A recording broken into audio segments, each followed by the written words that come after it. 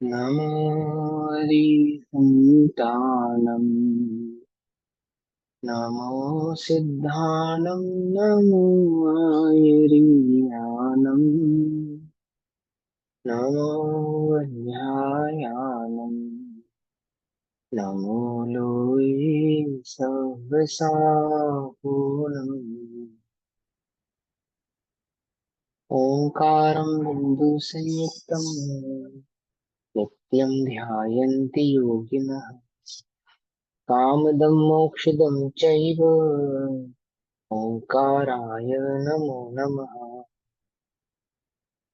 मंगलम भगवान वीरो मंगलम गौतमो गणे मंगलम कुंद कुंदाद्यो जैन धर्मोस्तु मंगलम सर्वमंगल मांगल्यम सर्वकल्याणकारकम प्रधानां सर्वधर्माणां जैनं जयतु साश्वतम्। नमः समय साराय स्वानुभूत्या चकासते चित्स्वभावाय भावाय सर्वभावान्तरच्छिदे।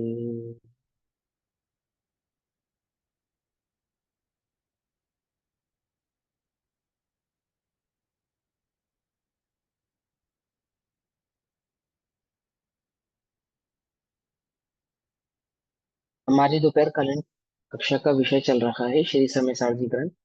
और श्री समय सारणी का स्वाध्याय हम सभी आचार्य अमृत चंद्र देव द्वारा रचित आत्मख्याति टीका के माध्यम से कर रहे हैं।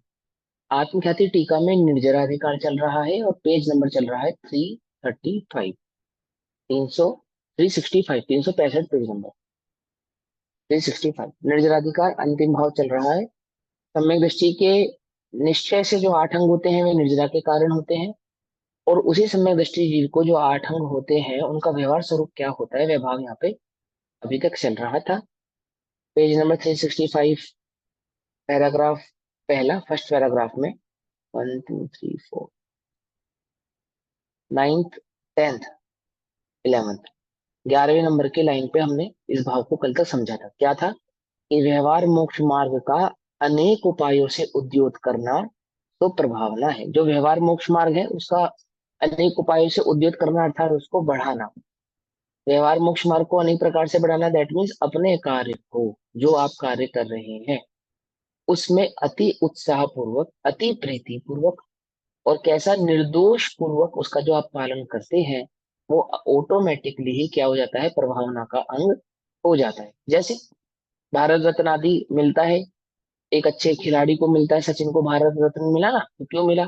क्योंकि वो अपना क्रिकेट ईमानदारी से खेला और अच्छे तरीके से खेला, उसको भारत रत्न मिल गया। तो भारत में ख्याति हो गई ना, उसकी हो गई, ख्याति फैली ना। इसी प्रकार लता मंगेशकर को अच्छा गाने के लिए मिला, आदि आदि। प्रभावना क्या है कि जो वास्तव में आप जिस भी भूमिका में है, चौथा गुण स्थान है आपका, पांचवा गुण स्थान है, छठा गुण स्थान है, आप श्रावक है, मुनि है, अनुव्रती है, आप अपने श्रावक धर्म को, मुनि धर्म को भली प्रकार से और कैसा सुंदर तरीके से, सुंदर नीति से यदि अपनाते हैं, उसका पालन करते हैं, तो ऑटोमेटिकली क्या हो जाता है, उसका, उसकी प्रभावना होने लगती है। अभी आपने देखा होगा घर में आपसे बच्चे कई बार कहते हैं कि मम्मी वैसे तो आप इतना स्वाध्याय करती हो और जैसे इतनी कषाय करती हो, अथवा इतना क्रोध करती हो या ऐसी बात करती हो, है ना, लोग नीति के विरुद्ध कोई कार्य करते हो, कहते नहीं कहते, क्या हो रही है, प्रभावना हो रही है, अप्रभावना हो रही है? हाँ, ऑटोमेटिकली अप्रभावना हो जाती है, हो जाती है, जाती है। नहीं करने योग्य कार्य जब आप करोगे तो प्रभावना कैसे होगी? समझे नहीं समझे? स्वाध्याय करो, रात्रि भोजन करे, बोलो कैसे प्रभावना होगी? बहुत पढ़ाओ, मैं बहुत लोगों को पढ़ाऊं, उससे प्रभावना नहीं होगी। पढ़ पढ़ के सबको पढ़ाऊं, स्वयं रात्रि भोजन करूं, ये प्रभावना कहाँ होगी? तो अप्रभावना होगी। समझिए बात? पूजा करे तो कैसे करे? मतलब हाथ भी जोड़ते हैं तो कैसे जोड़ते हैं, बोलो? भगवान के समक्ष, जिनवाणी के समक्ष हाथ भी ऐसे, ऐसे, कैसे? अभी भगवती आराधना में लिखा था, अति विनम्रता पूर्वक आचार्य के समक्ष बैठते हैं, जो साधु होते हैं, अति विनम्रता पूर्वक, आदर पूर्वक। बोलो सेना में एक भी जवान सही पोजीशन में ना खड़ा हो, माइनर सी पोजीशन उसकी मिस्टेक हो, माइनर पोजीशन, क्या करेंगे उसके साथ? पनिशमेंट। हाँ, पनिशमेंट, बाहर निकालेंगे, बोले तो गेट आउट। पहले इंसल्ट करेंगे, फिर पनिशमेंट करेंगे, दो काम होंगे एक साथ। पकड़ में और नहीं पकड़ में, है ना। इतनी भी लापरवाही नहीं चलेगी। हम कैसे लापरवाही करते हैं? प्रक्षालन में लापरवाही, पूजन में लापरवाही, उच्चारण में लापरवाही, करते नहीं करते? ये लापरवाही क्या है? ये अप्रभावना, व्यवहार प्रभावना क्या कहलाती है? जब आप अपने क्रिया को, अपने कार्य को, मन वचन काई की जो कार्य है इनको सही तरीके से, सही ढंग से करते हैं, निर्दोष पूर्वक जो करते हैं, उससे आपो आप ही क्या होती है? प्रभावना होती है। डॉक्टर अपना कार्य सही तरीके से करे, उसकी प्रभावना हो जाती है। प्रभावना करने के लिए कहीं जाने की जरूरत नहीं, कुछ बांटने की जरूरत नहीं पड़ती, कोई बहुत बड़े बड़े जुलूस निकालने की आवश्यकता नहीं पड़ती। जुलूस निकाले जाते हैं, रथ यात्राएं की जाती हैं, बड़े बड़े कार्य भी किए जाते हैं, बांटी भी जाती है प्रभावनाएं, कई प्रकार से कार्य किए जाते हैं। लेकिन वास्तविक प्रभावना क्या है? यदि अपने कार्य को आपने सही तरीके से किया है, सही तरीके से किया, मंदिर के माल्य धन का दुरुपयोग किया है, तो प्रभावना नहीं होगी। कवि सम्मेलन कराते हैं मंदिर के पैसे का, और उन कवियों को क्या कराते हैं? रात्रि भोजन कराते हैं। कवि सम्मेलन कराते हैं मंदिर के पैसे का, मंदिर में जो दान दिया है वो इसलिए नहीं मिला कि आप इससे रात्रि भोजन कराए। रात्रि भोजन की अनुमोदना का दान नहीं है वो सर्वज्ञ वीतरागी हितोपदेशी भगवान के सन्मार्ग का, रत्नत्रय के मार्ग का दान है। पकड़ में बात? हम किन क्या करते हैं? कवि सम्मेलन बनाते हैं मंदिर के पैसे से, वो कवियों को पैसा देते हैं, उनको रात्रि भोजन भी कराते हैं। कदाचित वो शराब आदि पीते हो तो उसका भी उनको ग्रहण करने का, उसको जगह देते हैं बैठने की और सारे कार्य करने की। और वो कविता क्या सुनाता है? यहाँ सुनाता है तो महावीर जोड़ देता है, वहां सुनाता है तो राम जोड़ देता है, वहां सुनाता है तो अल्लाह जोड़ देता है, वहां सुनाता है तो रहीम जोड़ देता है। उसी कविता में बस एक नाम बदल देता है, कविता वही रहती है। यहाँ महावीर हो जाते हैं, अन्य जगह जाके वो राम बन जाते हैं। एक ही कविता वो बार बार रिपीट करके सुनाते रहता है। हम लाखों करोड़ों रुपए अपने समाज का खराब कर देते हैं, उसको हम प्रभावना समझ लेते हैं कि प्रभावना होगी। इसे प्रभावना नहीं कहते। हम यदि अपने कार्य को, जो धर्म का कार्य है, उसको ईमानदारी पूर्वक, न्याय पूर्वक, नीति पूर्वक करते हैं, वो सब प्रभावना के अंग में आ जाता है। हम जो पूजा करते हैं, पूजा भी यदि हम अपने सही तरीके से करें, सही उच्चारण पूर्वक करें, सही रीति नीति से करें, तो क्या होगी? वो प्रभावना। समझे? आपका जो आदर है, पढ़ने के प्रति आदर प्रभावना, जिनवाणी के प्रति आदर। पेज कैसे पलट रहे हैं? अनादर पूर्वक पलट रहे हैं, वो प्रभावना नहीं है। जिनवाणी के पेज यदि आपके पढ़ने से फट रहे हैं तो अनादर है, प्रभावना नहीं है। पूजा की पुस्तकों में आप चावल छोड़कर आ रहे हो तो अनादर है, प्रभावना नहीं है। समझ नहीं बात? ऐसे बहुत बहुत पूरा विस्तृत भाव है उसका। मूल प्रभावना को शॉर्ट में क्या समझाया? जो आप कार्य कर रहे हैं उसको ईमानदारी से, न्याय से और नीति से कीजिए, वो ऑटोमेटिकली प्रभावना अंग कहलाता है। प्रभावना अंग करने कहने का मतलब शोर मचाना नहीं है। ठीक है ना? ढोल पीटना, शोर मचाना, भीड़ इकट्ठी करना तो हमारी प्रभावना होगी, ऐसा बिल्कुल भी नहीं। जो न्याय नीति पूर्वक किया जाए, शांत भाव से किया जाए, वीतराग भाव के लक्ष्य से किया जाए, जिसमें धर्म की मुख्यता हो, वीतराग भाव की मुख्यता हो, अहिंसा की मुख्यता हो, ये सब भाव ऑटोमेटिकली क्या हो जाते हैं? प्रभावना के अंग में हो जाते हैं, व्यवहार प्रभावना कहलाते हैं। इस प्रकार आठों ही गुणों का स्वरूप व्यवहार ने को प्रधान करके कहा है। समझ? इसी प्रकार आठों ही गुणों का जो स्वरूप है, यहाँ इस पैराग्राफ में व्यवहार की मुख्यता से कहा है। यह निश्चय प्रधान कथन में उस व्यवहार स्वरूप की गुणता है। सम्यक ज्ञान रूप प्रमाण दृष्टि में दोनों प्रधान है, निश्चय भी प्रधान है और व्यवहार भी प्रधान है। मतलब अंतर और बहिरंग भाव दोनों ही प्रमाण दृष्टि में प्रधान होते हैं। एक भाव गौण होता है ऐसा नहीं। क्या कहा? प्रमाण दृष्टि में दोनों ही प्रधान होते हैं, यानी कि दोनों की मुख्यता है। लास्ट कक्षा में समझाया था ना कि छठा गुण स्थान, मैंने कषाय के अभाव के बिना छठा गुण स्थान नहीं होगा, और वस्तु उतारे बिना भी छठा गुण स्थान नहीं होगा। दोनों की क्या है? प्रधानता है। त्यागवाद मत में कोई विरोध नहीं। अब निर्जरा के यथार्थ स्वरूप को जानने वाले और कर्मों के नवीन बंध को रोककर निर्जरा करने वाले, निर्जरा के किसको? यथार्थ स्वरूप को, वास्तविक स्वरूप को, सम्यक स्वरूप को जानने वाले, और कर्मों के नवीन बंध को रोककर, कर्मों का नवीन बंध को रोकना है कि निर्जरा, संवर, समझे ना?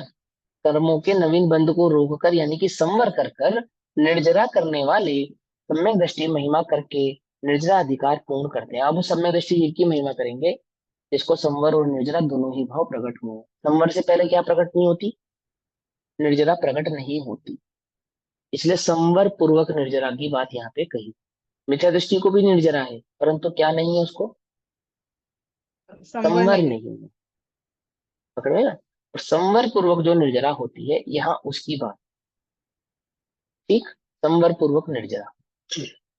देखो, द्रव्यलिंगी होता है ना, उसकी कषाय अति क्षीण होती है। अति क्षीण होती है मतलब कि अंत कोड़ा कोड़ी भी हो सकता है कि उसका जो अनंतानुबंधी बंध है वो अंत कोड़ा कोड़ी रह जाए। अंत कोड़े कोड़ी मैक्सिमम कितना है, 70 कोड़ा कोड़ी। घट के कितना रह गया, अंतर कोड़ा कोड़ी। ऐसा अंतर कोड़ा कोड़ी जो मिथ्या दृष्टि द्रव्यलिंगी है, उसको संवर प्रकट हुआ है या नहीं प्रकट हुआ है, नहीं प्रकट हुआ। उसको बंद हो रहा है या निर्जरा हो रही है, बोलो। बंद हो रहा है उसको। बंद हो रहा है, बंद ये हो क्या रहा है। क्यों के, हाँ क्यों समझा रहे हैं ये बात, क्यों समझा रहे हैं। कषाय की मंदता को संवर नहीं कहते, आत्मानुभूति को संवर कहते हैं, इसलिए कह रहे हैं। पकड़ में बात।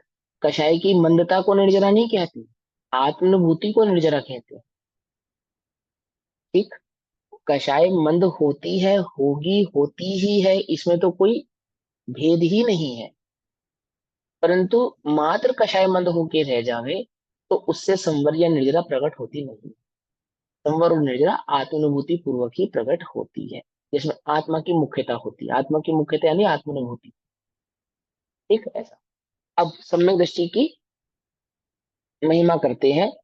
कलश नंबर 162, 162 नंबर का कलश आचार्य अमरचंद्र देव कहते हैं।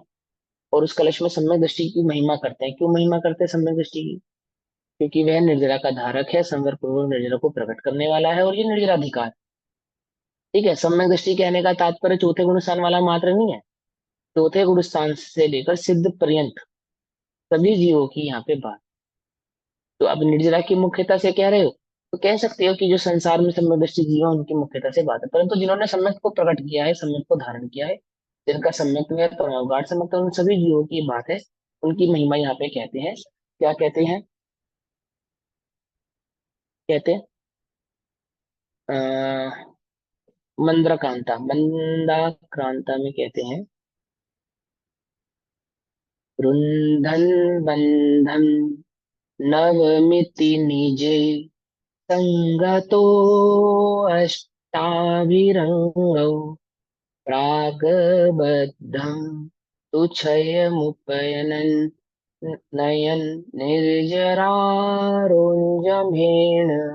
सम्यक् दृष्टिः स्वयमतिरसा दादिमद्दयन्तु मुक्तं ज्ञानं भूत्वा नटति गगना भोगरंगं विगाह। क्या कहते हैं, इति नवन बंधन रुंधन। रुंधन यानी रोकना, रुंधन। इस प्रकार नवीन बंधु को रोकता हुआ, और नवीन बंधु को रोकता हुआ, इति नवम बंधनम रुंधन, इस प्रकार नवीन बंधु को रोकता हुआ, और निज ही अष्टाभि अंग अगई संगत निर्जरा उज्जृंभणेन प्रागबद्धम तू स्वयं उपनयनम, अर्थात स्वयं अपने 8 गुणों को, 8 अंगों को, स्वयं अपने 8 अंगों से युक्त होने के कारण। 8 अंग कहने का मतलब 8 हाथ पैर नहीं है, है ना। हाँ, 8 अंग कहने का मतलब है 8 गुण। तो सम्यक के जो 8 गुण है उनकी बात है ना।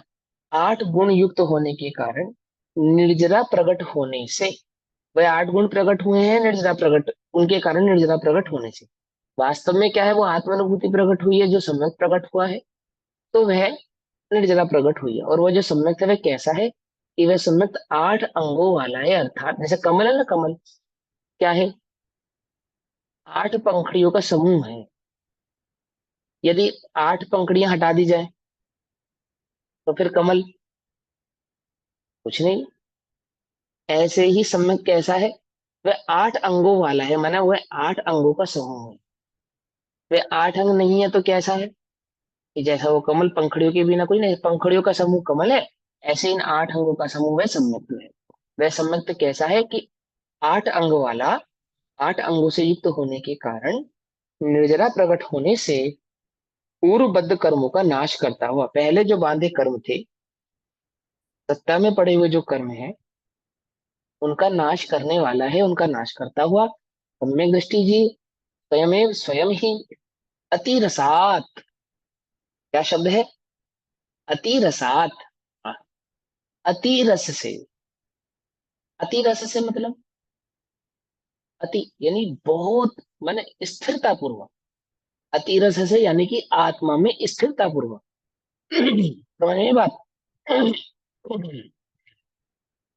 अति रस यानी आत्मा में अति स्थिरता, स्थिर भाव। ठीक है ना? अति रस से। आनंद नहीं होता इसका देखो, मतलब? है आनंद। आनंद। आनंद तो है, आनंद भी कह सकते हैं, लेकिन अति रस का मतलब होता है स्थिर। देखो देखो ब्रैकेट में क्या लिखा है, निज रस में मस्त हुआ। तो क्या मस्त हुआ निज रस में? कैसे मस्त हुआ बताओ? कौन सा आनंद ले रहा है? आत्मा का, आत्मा की स्थिरता ही आत्मा का आनंद है ना, आत्मा की एकाग्रता ही आत्मा का आनंद। ठीक है, वो वीतराग भाव रूप आनंद है।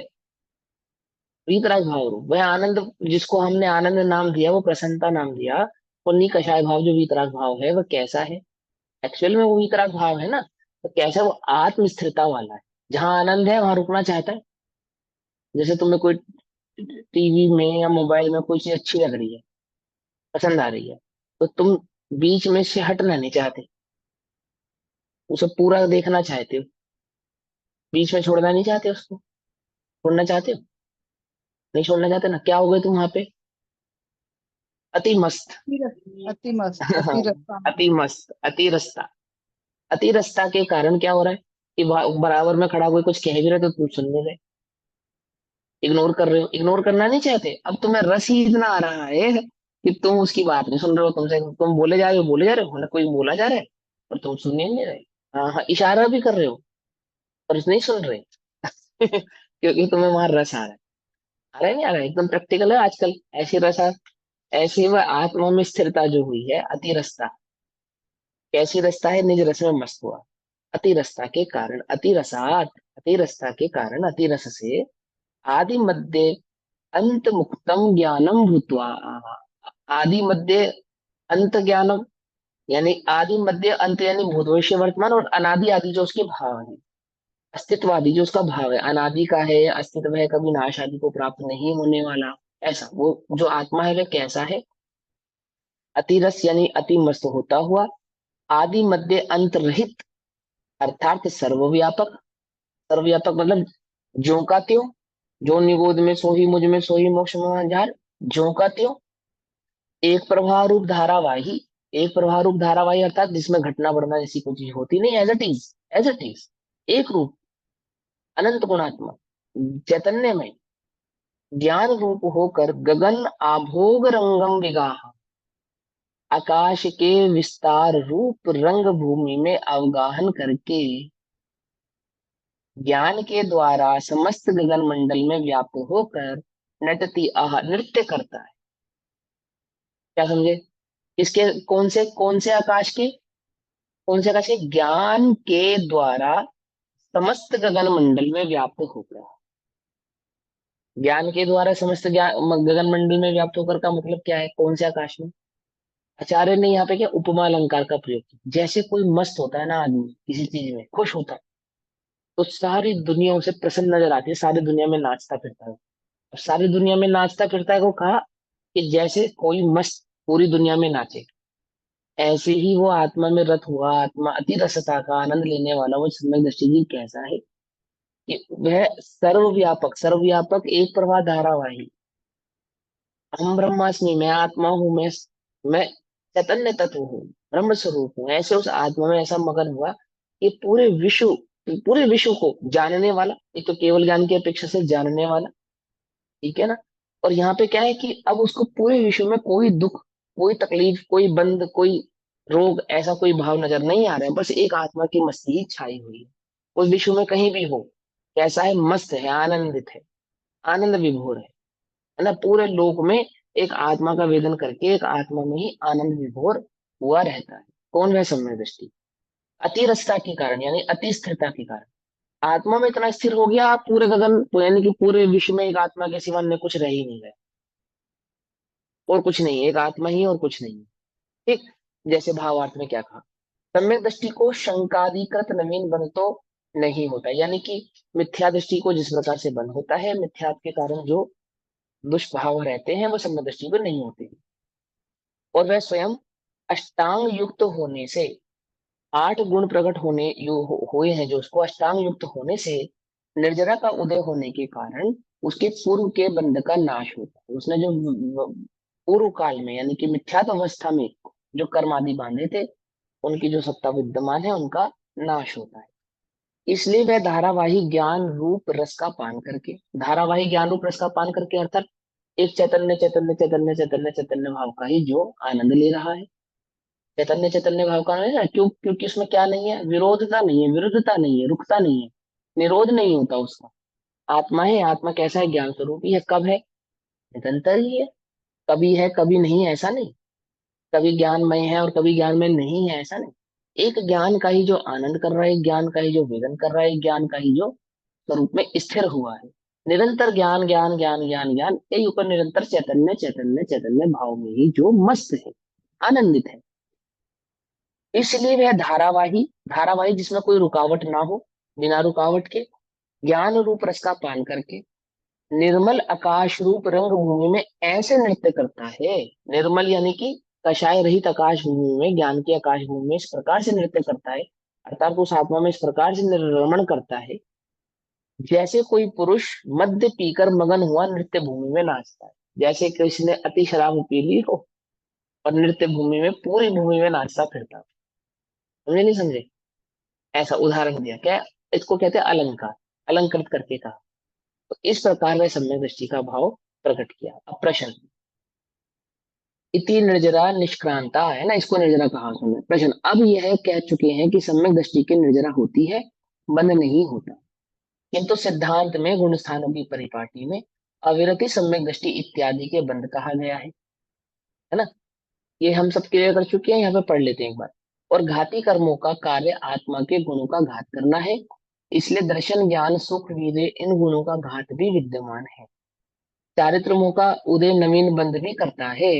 यदि मोह के उदय में भी बंध ना माना जाए, तो यह भी क्यों ना मान लिया जाए कि मिथ्या दृष्टि के मिथ्यात्व अनंतानुबंधी का उदय होने पर भी बंध नहीं होता। ठीक है ना, जब चारित्र मोहिनी को आपने बंध स्वरूप नहीं माना, तो अनंतानुबंधी को भी बंध स्वरूप आपने क्यों मान लिया? क्योंकि सम्यक दृष्टि जी के मात्र अनंतानुबंधी का ही तो अभाव हुआ है। और यदि कदाचित वो मुनि भी है, तो 3 कषाय चौकड़ी का ही अभाव हुआ है, 1 कषाय चौकड़ी का तो विद्यमान, संजुलन कषाय तो अभी भी उसको विद्यमान है ही। ठीक है ना, यानी चारित्र मोहिनी का अंश तो विद्यमान है ही। और वह मोहिनी को यदि आप बंध का कारण नहीं मानते हो, तो अनंतानुबंधी ने क्या बिगाड़ा है, उसको भी बंध का कारण क्यों मानते हो? ठीक है ना। और अभी सम्यक को मात्र सम्यक दर्शन ही तो प्रकट हुआ है, अनंत दर्शन, अनंत ज्ञान, अनंत सुख, अनंत वीर्य आदि भाव तो प्रकट पूरे हुए नहीं। 4 घातीय कर्मों में से अगर उसने सम्यक दर्शन प्रकट कर भी लिया, दर्शन मोह का अभाव किया भी है, तो अन्य घातीय कर्म तो उसके पास विद्यमान है। वे तो आत्मा के अनुजीवी गुणों का घात कर ही रहे हैं। तो एक सम्यक दर्शन की ऐसी क्या महिमा होगी, ऐसी क्या बात होगी? फिर तो अनंतानुबंधी के सद्भाव में भी ऐसा ही मान लो, उसने ही आपका क्या बिगाड़ा है, ये एक प्रश्न के रूप में यहाँ पे बात प्रस्तुत की गई। तो उसका उत्तर कहते हैं, बंध के होने में मुख्य कारण मिथ्यात्व अनंतानुबंधी का उदय ही है, और सम्यक दृष्टि के तो उनके उदय का अभाव है। हम्म चारित्र मोह के उदय से यद्यपि सुख गुण का घात होता है, तथा मिथ्यात्व अनंतानुबंधी के अतिरिक्त और उनके साथ रहने वाली अन्य प्रकृतियों के अतिरिक्त, ध्यान से समझना, देखो क्या कहते हैं। सम्यक दृष्टि के तो उनके उदय का अभाव है, किसके उदय का अभाव है, मिथ्यात्व और अनंतानुबंधी दोनों का अभाव है। ठीक है ना। चारित्र मोह के उदय से यद्यपि सुख गुण का घात होता है, अनंत सुख प्रकट नहीं होता या स्थिरता प्रकट नहीं होती, सुख गुण का घात होता है। और मिथ्यात तथा मिथ्यात्व अनंतानुबंधी के अतिरिक्त, यानी कि मिथ्यात्व अनंतानुबंधी के अलावा, इसको छोड़ दो, इसके अतिरिक्त और उनके साथ रहने वाली जो अन्य प्रकृतियों के अतिरिक्त शेष घातीय कर्मों की प्रकृतियों का अल्प स्थिति अनुभाग वाला बंध तथा शेष अघाती कर्मों की प्रकृतियों का बंध होता है। समझ में आया? अनंतानुबंधी के अभाव में, पकड़ना ध्यान से बात को, अनंतानुबंधी के अभाव में जो अन्य विद्यमान कषाय हैं उनका जो बंध होता है वह कैसा है? अल्प स्थिति अनुभाग वाला। क्या कहा? समझ में आई बात? नहीं समझ? थोड़ा थोड़ा होता है। ये बात ध्यान से समझना है यहाँ पे। क्यों समझना? अभी हमारी कहीं चर्चा हुई किसी से, तो उन्होंने कहा कि जो द्रव्यलिंगी होता है उसकी कषाय मंद होती है ना, कषाय मंद होती है, और हो सकता है उसकी अंतर कोड़ा कोड़ी रह जाए। क्या? मिथ्यात्व की बंदी की जो अवस्था है अनंतानुबंधी की, वो अंतर कोड़ा कोड़ी रह जाए, तो उस अवस्था में उसको चारित्र मोहिनी की कषायों में भी अल्पबंध होता है। क्या कहा? क्योंकि अनंतानुबंधी में अल्पबंध हो रहा है, इसलिए चारित्र मोहिनी आदि की जो कषाय हैं विद्यमान, प्रत्याख्यान अप्रत्याख्यान और संजुलन, उनमें भी अल्पबंध होगा। तो यहाँ ये समझा रहे हैं ऐसा नहीं है, ऐसा नहीं होता है। क्या होता है? अनंतानुबंधी के साथ तो चारित्र मोहिनी आदि में तीव्र बंध ही होता है। ठीक। अनंतानुबंधी के अभाव में, जब अनंतानुबंधी का अभाव होता है और जो विद्यमान कषाय रहती है प्रत्याख्यान अप्रत्याख्यान और संजुलन, ये जो तीन विद्यमान कषाय होती हैं, इनमें अल्प अनुभाग और अल्प स्थिति का बंध होता है। फिर से पढ़ें, देखो। अनंतानुबंधी के अतिरिक्त और उनके साथ रहने वाली, अनंतानुबंधी के अतिरिक्त अनंतानुबंधी के साथ रहने वाली प्रकृतियां, जो अन्य प्रकृतियों के अतिरिक्त, एक तो अनंतानुबंधी का अभाव हुआ और साथ में अनंतानुबंधी के साथ जो अनंतानुबंधी की प्रकृतियां थी उनका भी अभाव हुआ। अब जो शेष बचा, तो शेष क्या बचा? प्रत्याख्यान अप्रत्याख्यान और संजुलन, गुण स्थान प्रमाण, ये तीन बचे।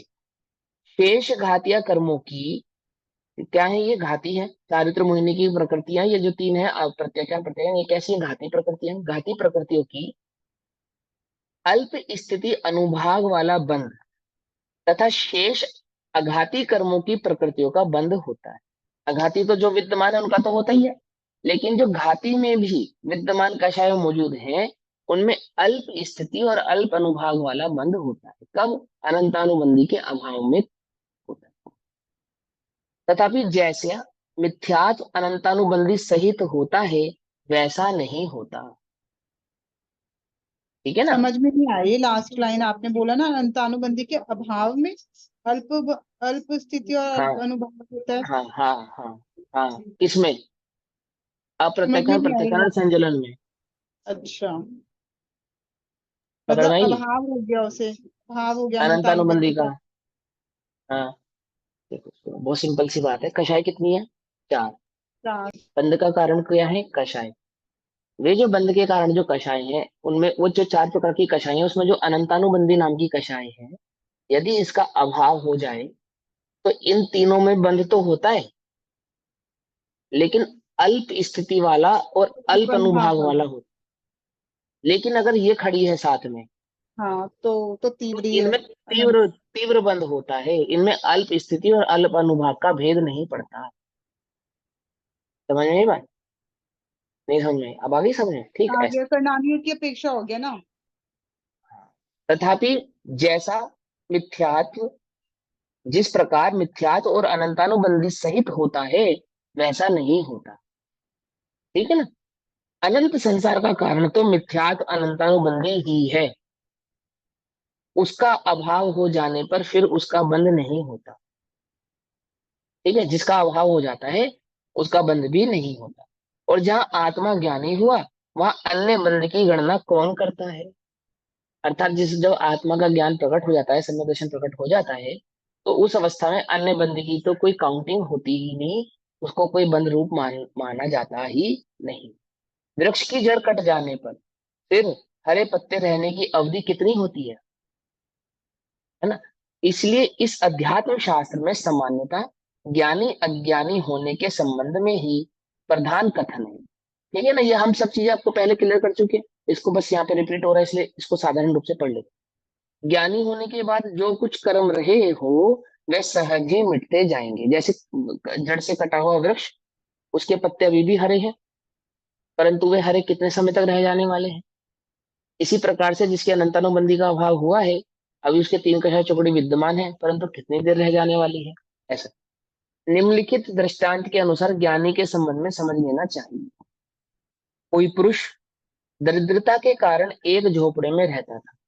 भाग्य देश से उसे धन धान्य से परिपूर्ण बड़े महल की प्राप्ति हो गई, इसलिए वह उसमें रहने को गया। यद्यपि उस महल में बहुत दिनों का कूड़ा कचरा भरा हुआ था, तथापि जिस दिन उसने आकर महल में प्रवेश किया, उस दिन से ही वह उस महल का क्या हो गया? स्वामी हो गया, संपत्तिवान हो गया। भले ही महल में कूड़ा कचरा भरा हुआ है, गंदगी है, अभी सफाई होने में समय लगेगा आदि आदि, परंतु कहलाएगा तो वो संपत्तिवान ही। गरीब कौन कहेगा उसे अब? ठीक है ना। अब वह कूड़ा कचरा साफ करना है, सो वह क्रमशः अपनी शक्ति के अनुसार साफ करता है। जब सारा कचरा साफ हो जाएगा और महल उज्जवल हो जाएगा, तब वह परमानंद को भोगेगा। इसी प्रकार ज्ञानी के संबंध में समझना चाहिए। और साधारण भाषा में कहें तो अध्यात्म की भाषा में अनंतानुबंधी के बाद अन्य कषायों को कषाय मानते नहीं, अन्य बंध को बंध मानते नहीं। नहीं मानते मतलब गौण कर देते हैं, गौण कर देते हैं, है ना, ऐसा। इस प्रकार निर्जरा रंगभूमि से बाहर निकल गई अपना स्वरूप दिखाकर। क्या है उसका स्वरूप निर्जरा का? कि वह सम्यक दर्शन का जो भाव है, वो 8 अंग जो है वही निर्जरा है, अन्य कुछ निर्जरा नहीं है। इस प्रकार जिसने रंगभूमि में प्रवेश किया था, वह निर्जरा अपना स्वरूप बताकर रंगभूमि से बाहर निकल गई। इति श्रीमद अमृत चंद्र सूरी विरचित्याम समय सार व्याख्या आत्मख्यातौ निर्जरा पर रूपक षष्ठो अंक, अर्थात आत्मख्याति नाम से समय सार जी की ये जो टीका है आचार्य अमृतचंद्र द्वारा, इसका जो छठा भाव है, यह अंक अब समाप्त हुआ। सब ये भाव पढ़ते हैं। सम्यक वंत महंत सदा, संभाव रहे दुख संकट आए, कर्म नवीन बंधे न तबे, अर पूरब बंध झड़े बिन जा भाई। समझे नहीं? बिन भाई का क्या कहना, क्या कहना चाहते हैं? सम्यक महंत सदा संभाव रहे दुख संकट आए। हम्म? सम्यक सम्यकवंत जो बड़ा जो महंत यानी कि बड़ा है, उज्जवल है, ऐसा वो संभाव जब तक रहता है, और उसके रहने में जो दुख संकट भाव आते हैं, कर्म नवीन बंधे न तबे, उस स्थिति में नवीन कर्मों का बंध नहीं होता। और जो पूर्व बंध है वो भी झड़े भिन्न भाया था, तो उनके लिए कोई अधिक उद्यम करना पड़ता हो ऐसा नहीं है, सहज ही झड़ते चले जाते। पूर्ण अंग सुदर्शन रूप धरे नित्य ज्ञान बड़े निज पाए। है वह सम्य दर्शन का भाव कैसा है? वो निरंतर धीरे धीरे पूर्णता को प्रकट करने वाला है। यो शिव मार्ग साधि निरंतर, आनंद रूप निजातम थाय। आत्मा को थाने वाला, आत्मा को अनुभव करने वाला, आत्मा में स्थिरता रहने वाला, धीरे धीरे इस प्रकार से शिव मार्ग अर्थात मोक्ष के मार्ग को साधता है। आज ये निर्जराधिकार का भाव पूरा हुआ और बंध अधिकार शुरू होता है। पेज नंबर 368, 368 पेज नंबर, सातवां अधिकार बंध अधिकार, शार्दुल विकृतम। श्लोक नंबर या श्लोक नंबर कहो या कलश नंबर कहो, 163, 163 नंबर के कलश से ये भाव शुरू होता है। शार्दुल विकृतम। रागोदार महारसेन सकलन, कृत्वा प्रमत्तं जगत्, क्रीडन्तं रसभावनिर्भरमहा, नाट्येन बन्धं धुनत्, आनन्दामृत नित्यभोजि सहजा, वस्थां स्फुटं नाट्ययद्, धीरोदारमलाकुलं निरुपधि, ज्ञानं समुञ्जन् ज्ञानं समुन्मंजति। दोहा पढ़ते हैं। रागादिक ते कर्म को बंध जानि मुनि राय, तजे तिन ही समभाव करी, नमहु सदा तिन पाई। उनके चरणों को सदा वंदन करता हूँ, नमस्कार करता हूँ, जिन्होंने रागादि कर्म को बंद जानकर छोड़ दिया है ना। प्रथम टीकाकार कहते हैं कि अब बंद प्रवेश करता है। ठीक, ये रंगभूमि है, निर्जरा चली गई, अब क्या प्रकट प्रवेश कर रहा है, बंद प्रवेश कर रहा है। बंद अपना स्वरूप दिखाएगा यहाँ पर। कैसा स्वरूप दिखाएगा? सम्यक स्वरूप नहीं दिखाएगा। ज्ञानी उसके सम्यक स्वरूप को पहचानेगा। समझे ना? क्योंकि वो तो नाटक कर रहा है ना। वो अपना सही स्वरूप क्यों दिखाएगा? वो तो अपने नाट्य भाव को दिखाएगा। जो उसका नाट्य भाव है, नाट्य माने जो नहीं है, जो नहीं है उसको दिखाना। पकड़ में ही बात नहीं? पकड़ में? जो नहीं है उसको दिखाना। ज्ञानी तो पहले ही समझ चुके, जो ज्ञानी है वो तो पहले निद्रा संवर का स्वरूप समझ चुके, तो बंद का हाँ, स्वरूप बाद में क्यों समझाएगा? क्रम से समझा रहे हैं। वो तो सब एक साथ समझेगा, बंद कहाँ एक तत्व समझा को रहे हैं? समझेगा। भैया एक क्रम तत्व में को भी तो समझेगा। आश्रम बंद संवर निर्जरा मोक्ष होता है ना। हाँ, हाँ। एक तत्व समझेगा तो सातों ही समझेगा, ऐसा नहीं है। ये तो स्वरूप, अब आचार्य एक साथ कैसे समझाएंगे? वो तो आपको क्रम से समझाएंगे ना। बंद का स्वभाव क्रम से समझा रहे हैं अब आपको। नहीं, जो हम जब क्रम, सात तत्व पढ़ते हैं तब हम जीव जीव आश्रम बंद संवर निर्जरा मोक्ष पढ़ते हैं।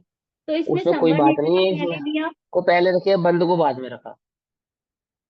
हाँ, वो आचार्य ने इसके अंदर ऐसे ही प्ररूपणा की है, बंद को बाद में रखा है। ठीक है ना? उसके अधिकार को समझाने के लिए, बंद अधिकार को समझाने के लिए बंद को बाद में रखा है। उन्होंने संवर निर्जरा को पहले रखा। संवर निर्जरा के स्वरूप को समझना पहले उन्होंने उचित समझा, और बंद के स्वभाव को समझाना बाद में समझा, उचित समझा। ठीक है ना? और भी इसका कारण है, वो मैं आपको समय अनुसार समझा दूंगा। पहले भी समझो कि बंद के अधिकार को समझा रहे हैं। अब आप कह रहे हो कि जब हमने निर्जरा समझ ली तो हमें बंद समझने की क्या आवश्यकता है? यही कह रहे हो ना? है ना? तो नहीं समझना बंद का स्वरूप। सात तत्वों में सातों तत्वों का नहीं, स्वरूप ये समझे नहीं बिना कह सात रही, तत्वों का यही स्वरूप समझ कहना में चाह नहीं रही हूँ। आएगा। मैं हाँ, ये कहना वही चाह रही हूँ बतला कि रहा जब ज्ञानी तो संवर निर्जरा के स्वरूप को समझ ही चुके, तो इसका मतलब तो बंद हूँ। तो ऑलरेडी समझ में आ ही गया ना पहले। हाँ, लेकिन क्रम से समझाएंगे ना। सातों तत्वों के स्वरूप को समझा, ज्ञानी ने तो समझ ही लिया। ज्ञानी ज्ञानी तो उसको कहा, जिसने एक ने समझा सातों समझे। सातों समझे मानो एक समझा। अज्ञानी को समझा रहे हैं बंद का स्वरूप। जो सातों का निर्णय करेगा, प्रकार से समझेगा, सम्यक प्रकार से समझेगा, भली प्रकार से समझेगा, अपने ज्ञान को निर्मल करेगा, आत्मानुभूति को प्रकट करेगा, तब उसको कहेंगे ना समझ में आया। तब कहेंगे ना उसको समझ में आया। तो अज्ञानी को तो सातों तत्वों का स्वरूप समझाएंगे ना, नौ पदार्थ का स्वरूप समझाएंगे। ठीक। तो यहाँ पे अब उसको बंद का स्वरूप समझाते हैं, ज्ञानी को नहीं समझा रहे हैं। ये तो इसके भाव से ऐसा समझाएंगे कि ज्ञानी कौन है? जो बंद के स्वरूप को जानता है। बंद तो अपना रूप इस प्रकार से दिखाएगा, बंद तो अपने आप को इस प्रकार से करेगा। पर ज्ञानी कौन है? जो उसके वास्तविक भाव को पहचान लेगा। यदि तुम ज्ञानी हो तो तुम्हें इसका वास्तविक भाव समझ में आना चाहिए, अथवा तुम्हें ज्ञान प्रकट करना है तो तुम्हें बंद का वास्तविक स्वरूप पता होना चाहिए। तो आचार्य तुमको बंद का वास्तविक स्वरूप समझाते हैं। क्या कहते हैं? प्रथम टीकाकार कहते हैं कि अब बंद प्रवेश करता है। जैसे नृत्य मंच पर स्वांग प्रवेश करता है, उसी प्रकार रंगभूमि में बंद तत्व का स्वांग प्रवेश करता है। स्वांग प्रवेश करता है ना। अब स्वांग में हमें असली भाव को पहचानना है। तो स्वांग क्या है वो भी समझेंगे, और असली भाव क्या है वह भी समझेंगे। उसमें प्रथम ही सर्व तत्वों को यथार्थ जानने वाले सम्यक ज्ञान बंध को दूर करता हुआ प्रकट होता है। इस अर्थ का मंगल रूप काव्य कहते हैं, क्योंकि सम्यक ज्ञान ही एक वह ज्ञान है जो इनके सही स्वरूप को पहचान सकता है। सही स्वरूप को पहचान सकता है वह सम्यक ज्ञान, इसीलिए उसका मंगलाचरण के रूप में मंगल भाव पहले प्रस्तुत किया, कलश नंबर 163 के रूप में। कलश हमने पढ़ा, उसका भावार्थ पढ़ते हैं। राग उद्दार महारसेन सकलम जगत प्रमत्तम कृत्वा। क्या कहते हैं? जो बंद राग के उदय रूप महारस अर्थात मदिरा के द्वारा, यानी महामोहिता के द्वारा, मोह महा मद पियो अनादि, है ना? मोह रूपी मदिरा के द्वारा, तो जो राग के उदय रूप, राग के उदय के कारण, कौन से राग की बात चल रही है यहाँ पे? दर्शन मोहिनी वाले भाव की बात यहाँ पे चल रही है, मिथ्यात्व के भाव की बात यहाँ पर चल रही है। तो जो राग के उदय रूप महारस के द्वारा समस्त जगत को प्रमत यानी मत वाला करके, सारे जगत को कैसा करके? मिथ्या बुद्धि का धारक बनाकर। समझे नहीं समझे? मत वाला करके यानी कि मोह में डुबोकर, मोही बनाकर, मत वाला करके यानी कि मोही बनाकर। मोही माने जो सही भाव को समझ ना सके। देखो धृतराष्ट्र के विषय में क्या आता है कि मोही था। क्या मोही था? कि पुत्र प्रेम में, पुत्र मोह में सही और गलत को समझ नहीं पा रहा था कि कौन क्या बात सही है और क्या बात गलत है। मोह कैसा है? जो सही और गलत का निर्णय नहीं होने देता। मिथ्यात्व कैसा है? जो वस्तु के सम्यक भाव को प्रकट होने नहीं देता, सम्यक भाव का निर्णय करने नहीं देता। गलत बात को ही क्या सही मानने पर मजबूर करता है। कौन है ये? मोह। मोह या मिथ्यात्व। ठीक है ना। तो क्या कहते हैं कि जो राग के उदय रूप महारस मदिरा के द्वारा समस्त जगत को प्रमथ यानी मतवाला करके रस भाव निर्भर महानाट्यन कृणतम बंधम, अर्थात रस के भाव से, रस के भाव से यानी कि मोह के भाव से, राग रूप मत वाले पने से भरे हुए महानृत्य के द्वारा खेल रहा है ऐसे बंध को धुनत धुनत उड़ाता दूर करता हुआ। कौन? ज्ञानी, जो मोह सारे जगत को अपने वश में किए हुए है, अपने अनुसार नचा रहा है, अपने खेल में जिसने सबको बांधा हुआ है। समझे नहीं समझे? ऐसे उस मोह को धुनत यानी कि उड़ाता हुआ, ठीक है ना, उड़ाता हुआ ज्ञानम ज्ञान समुन्न जाति उदय को प्राप्त होता है। वह ज्ञान आनंद अमृत नित्य भोजी, आनंद रूप अमृत का नित्य भोजन करने वाला, अर्थात आनंद अमृत नित्य का निरंतर सेवन उड़ाता करने हुआ वाला, भैया समझ में नहीं आया, उड़ाता उसका हुआ कैसे मतलब? दूर करता हुआ, उस मोह को दूर करता हुआ, उस मोह को डिनाई करता हुआ, हटाता हुआ। उड़ाता हुआ मतलब कि हटाता हुआ, उसको गौण करता हुआ, उसको मिटाता हुआ, उसका अभाव करता हुआ। समझ नहीं बात?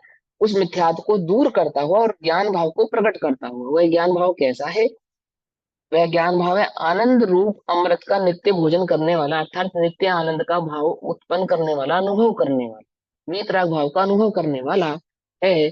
सहज अवस्था स्फुटम नाट्य, अपनी ज्ञात क्रिया रूप यानी कि ज्ञान की क्रिया कैसी है? सब कुछ जानने वाली, सब कुछ जानने वाला उसका भाव है। अंतरंग बहिरंग निश्चय व्यवहार सूक्ष्म स्थूल सभी भाव को युगपद जो जाने, वो ज्ञान का भाव स्वभाव है ना।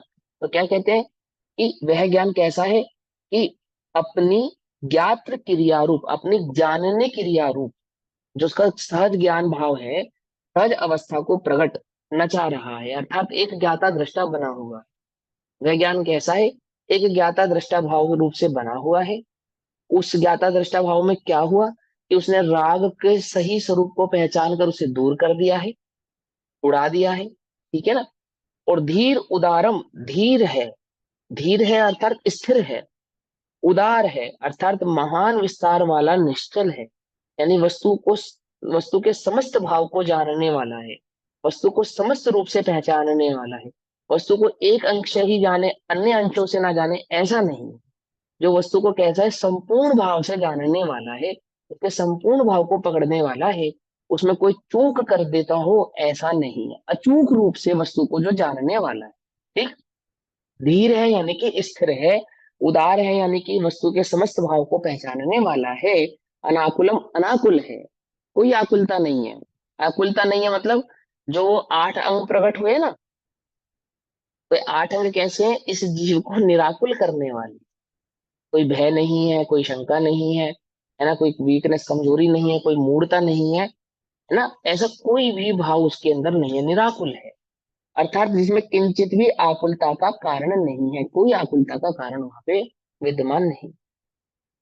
निरूपधि अर्थात उपाधि रहित, अर्थात परिग्रह रहित है, या जिसमें किंचित भी परद्रव्य संबंधी ग्रहण त्याग नहीं है, ऐसा यानी कि परम वीतरागमय है। कैसा है वह ज्ञान? परम वीतरागमय है। ठीक है ना। कुछ अन्य भाव को ग्रहण करने वाला हो ऐसा नहीं है, पर को ग्रहण करने वाला हो ऐसा नहीं है, परिग्रह आदि की बुद्धि वाला हो ऐसा नहीं है, और राग को दूर करता हुआ रागांश रहने वाला हो ऐसा भी नहीं है। न राग के अंश को भी अपना नहीं मानने वाला है, अंश मात्र का भी जिसमें क्या नहीं है? अवकाश नहीं है। किसके? मिथ्यात्व के, मोह के, राग का, है ना, इनका क्या नहीं है? अंश मात्र भी नहीं है।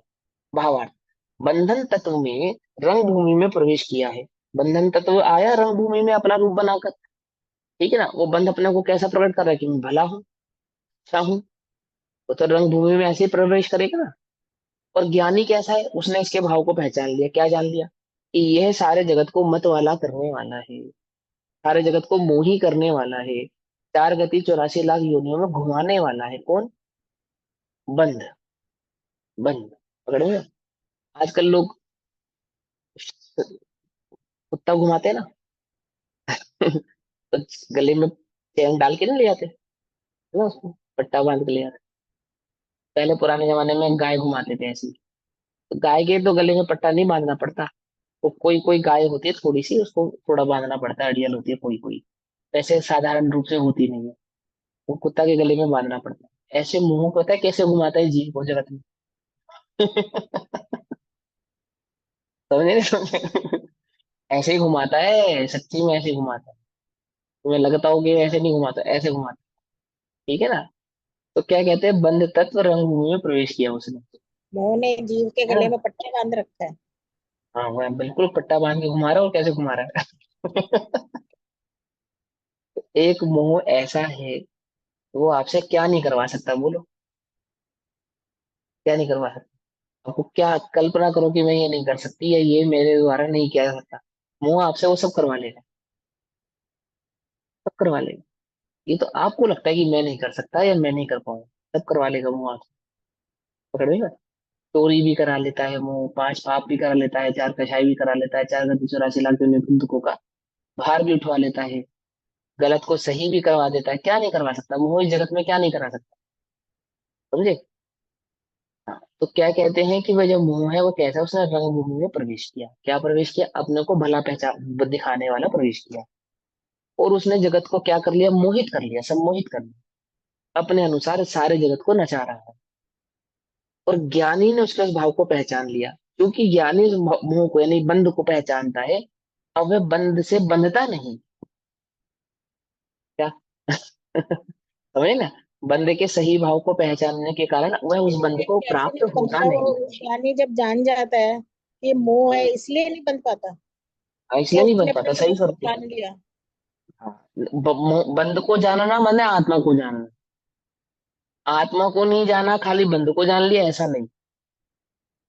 ऐसा नहीं। जब जब कहा कि उसने बंध के स्वरूप को पहचान लिया है, तो उसमें ये बात तो आपो आप ही गर्भित है कि जो उसने आत्मानुभूति पूर्वक ही जाना है।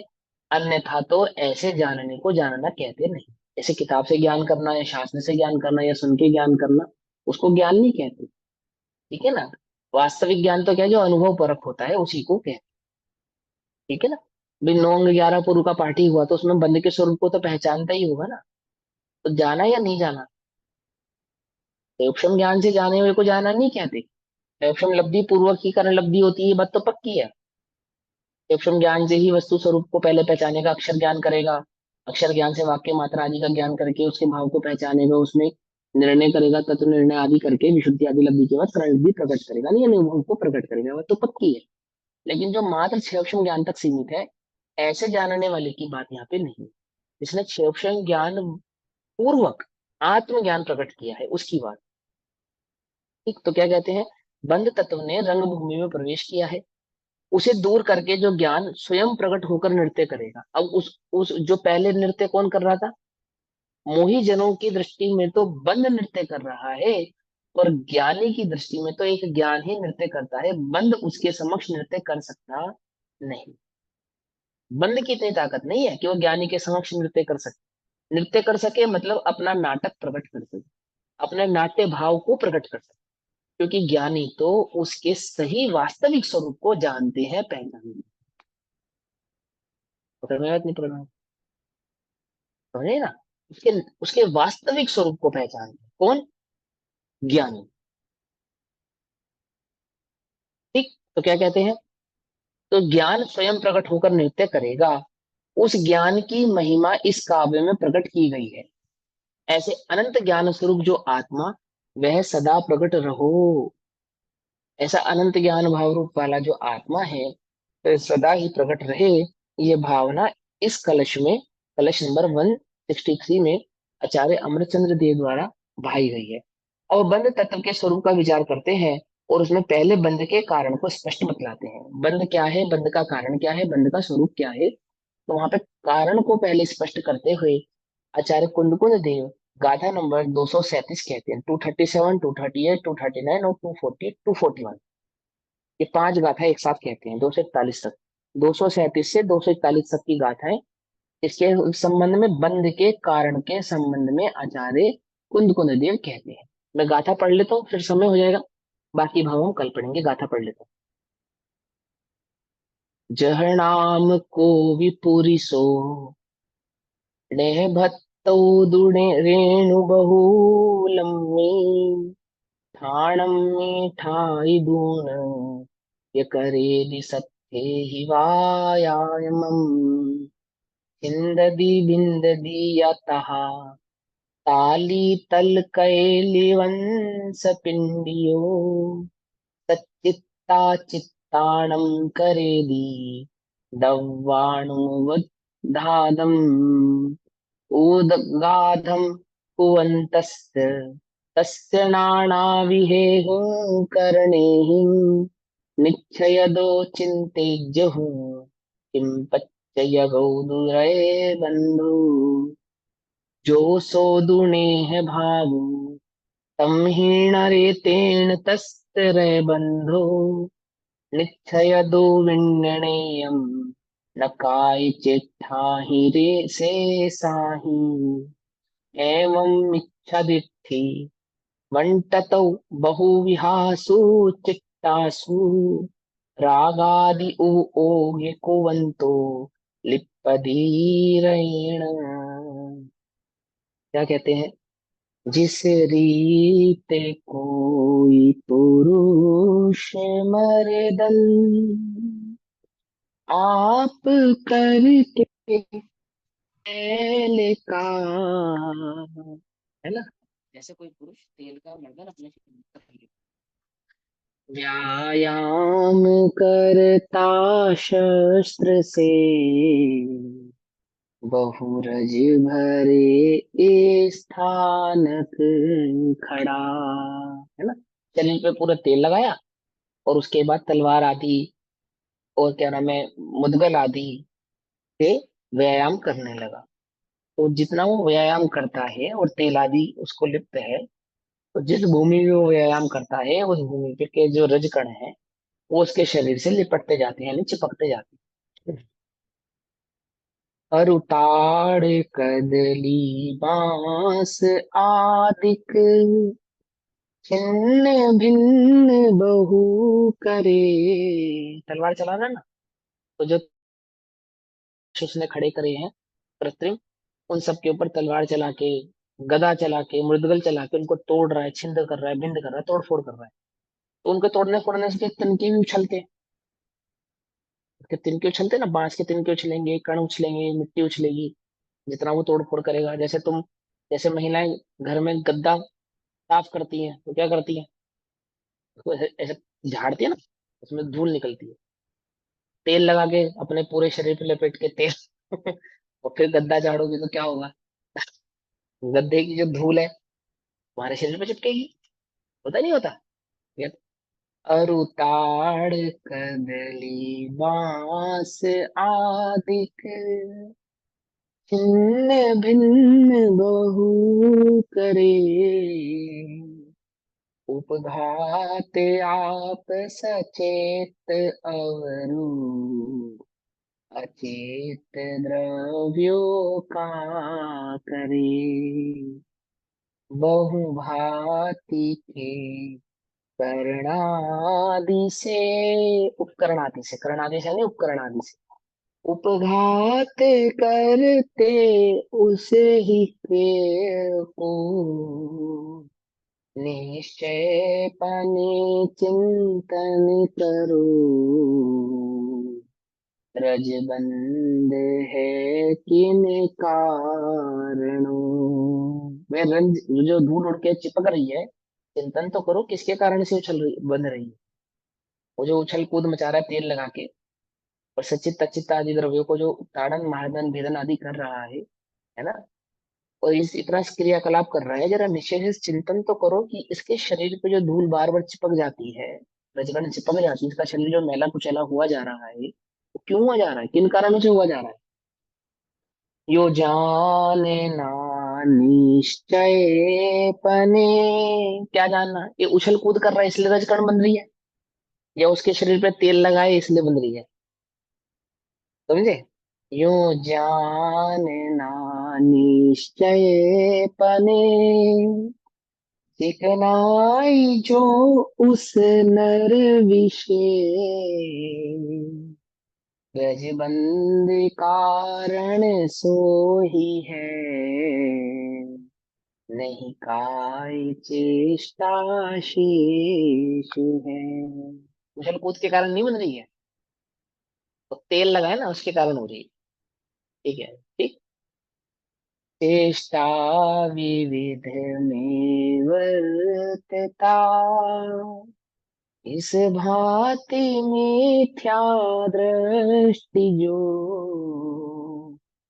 उपयोग में रागादि करता, रज ही से ले पाए सो। कर्म रज से वे लिपट जाता है, लेपाय हो जाता है, अर्थात बंध को प्राप्त होता है, क्योंकि राग रूपी तैल के कारण। समझे नहीं, वह राग रूपी तेल जो उसके शरीर पे यानी उसके उपयोग में लगा है, वह उस मिथ्या दृष्टि जीव के जो मन वचन काया आदि की प्रवृत्ति से होने वाला ऊहापोह है, उसमें मूल बंध का कारण जानना चाहिए। अब उसके सही भावार्थ को हम डिटेल में कल पढ़ेंगे। तब तक के लिए सभी को जय जिनेन्द्र। ओम नमः सिद्धे। निज निधि निज में बताई, यह अनंत उपकार है, उसके लिए जिनवाणी माँ को वंदना शतबार। नमो हरिहंताणम नमो